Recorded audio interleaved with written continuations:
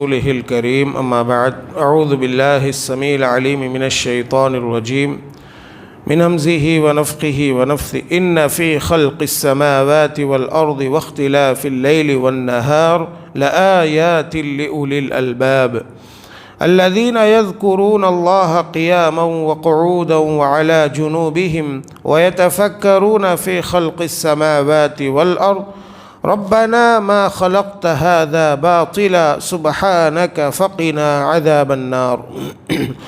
محترم بھائیو، ابھی آپ کے سامنے سورہ آل عمران سورت نمبر 3 کی آیت نمبر 190 اور 190 پر 1 آپ کے سامنے تلاوت کی گئی ہے۔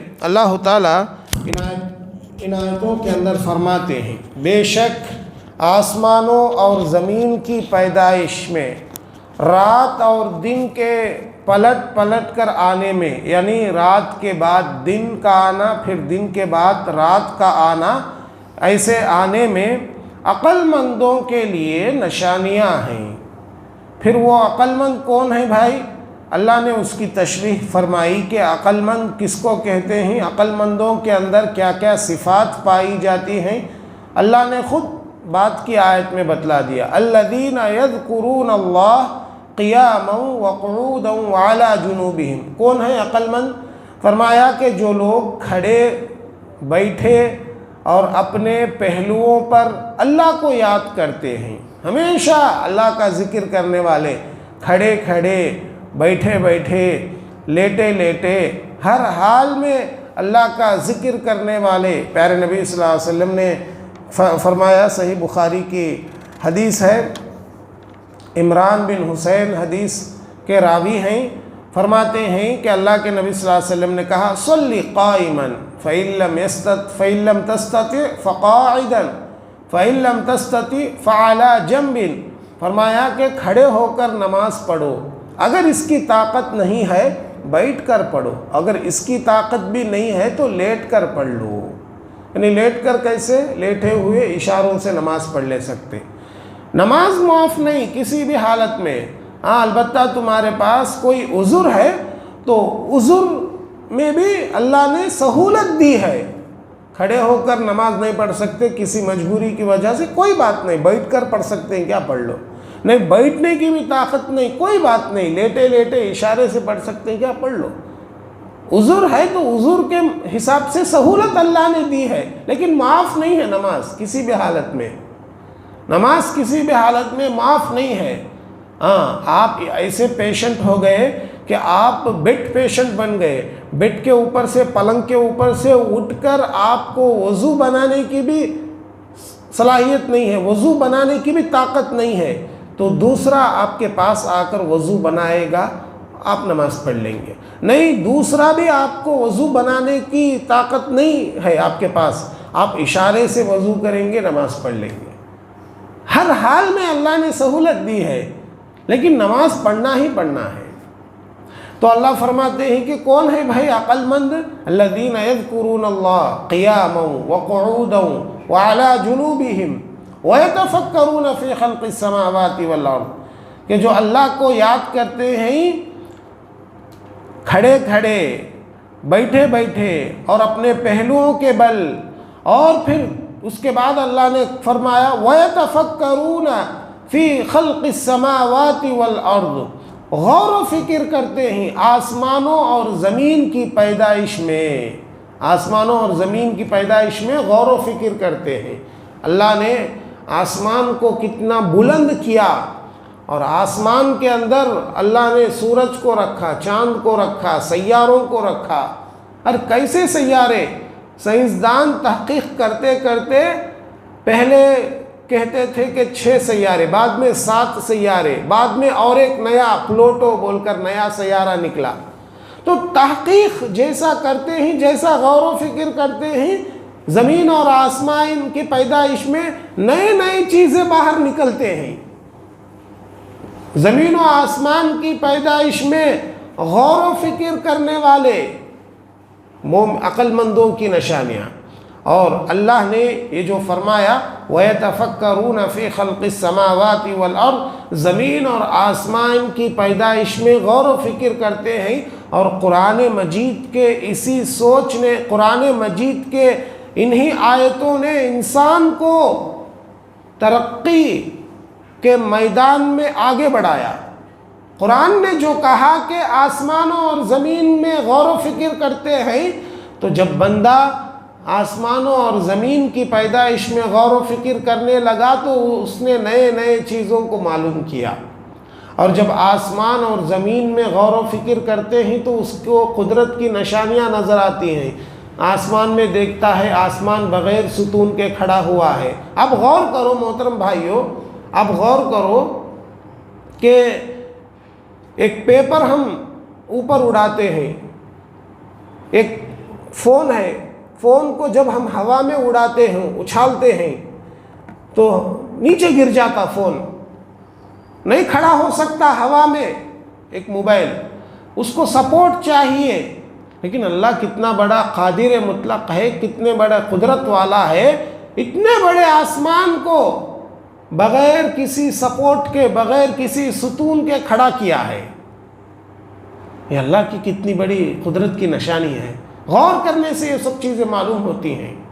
اور زمین پر دیکھو اللہ کی کتنی نشانیاں ہیں زمین پر غور و فکر کرنے والوں کے لیے۔ جی، زمین پر کیسے کیسے بلند پہاڑ ہیں، یہ کیسی سمندر ہے، کبھی ختم نہیں ہونے والا پانی سمندر کا، کیسا سمندر ہے، یہ درخت ہے، یہ چرند پرند ہے، اور زمین سے نکلنے والے مختلف قسم کے نباتات، فصل، مختلف قسم کی فصل انسان زمین سے اگاتا ہے۔ اللہ نے زمین کے اندر کیسی طاقت رکھی ہے کہ زمین جو ہے قسم قسم کی چیزوں کو اگاتی ہے، قسم قسم کے پھل زمین سے نکلتے ہیں، قسم قسم کے اناج زمین سے نکلتے ہیں۔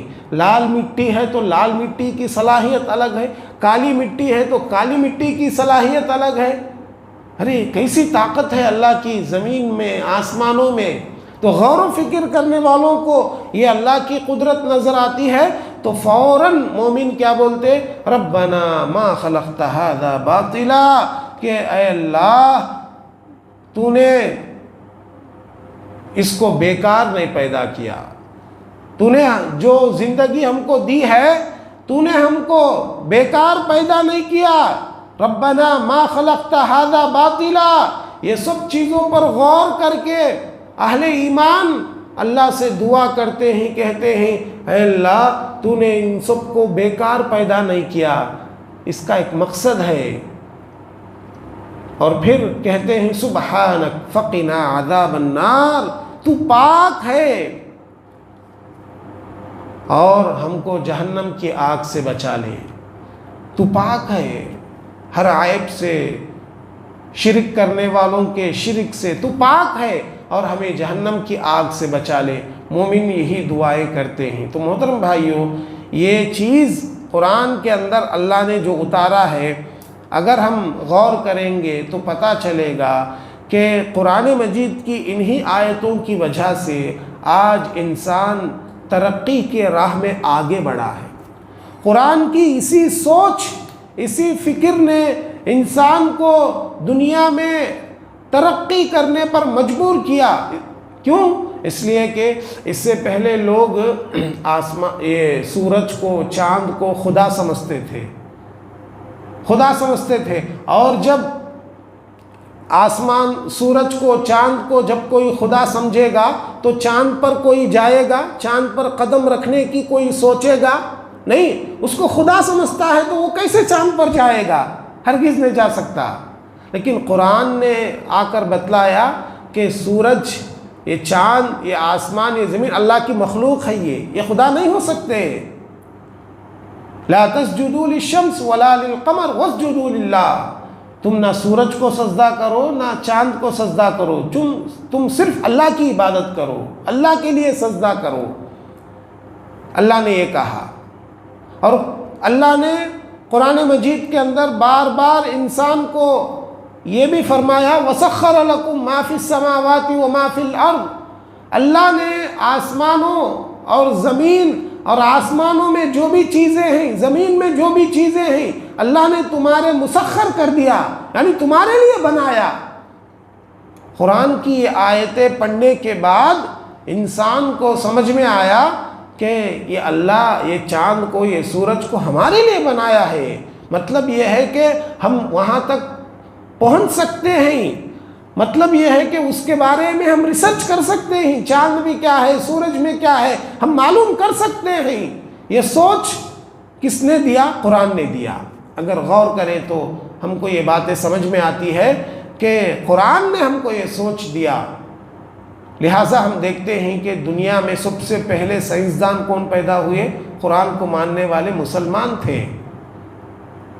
بعد میں یہ مسلمانوں سے یورپ کنٹریوں نے چھین لیا، مسلمان آج کے زمانے میں پیچھے پڑ گئے ہیں۔ لیکن اگر ہم ذرا پیچھے جا کر دیکھیں گے تو پتہ چلے گا کہ یہ سائنس و ٹیکنالوجی کے میدان میں سب سے آگے رہنے والے کون تھے؟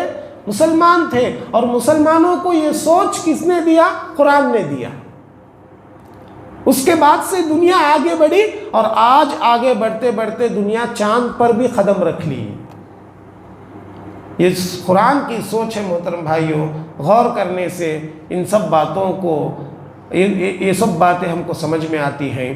آگے انشاءاللہ کل کے درس میں آپ کے سامنے مومنوں کی اور بھی دعائیں آ رہی ہیں، اس کے بارے میں کل آپ کے سامنے باتیں آئیں گی۔ آج یہیں پر ختم کرتے ہیں۔ اللہ سے دعا ہے اللہ مجھ کہنے والے آپ سبھی سننے والوں کو کہیں سنی باتوں پر کہنے سننے سے زیادہ عمل کرنے کی توفیق عطا فرما۔ اللہ ہم کو جب تک اس دنیا میں باقی رکھ، ایمان کے حالت میں باقی رکھ، جب ہم کو اس دنیا سے لے لے تو بھی ایمان کے حالت میں لے لے۔ آمین یا رب العالمین۔ وآخر دعوانا ان الحمد للہ رب العالمین۔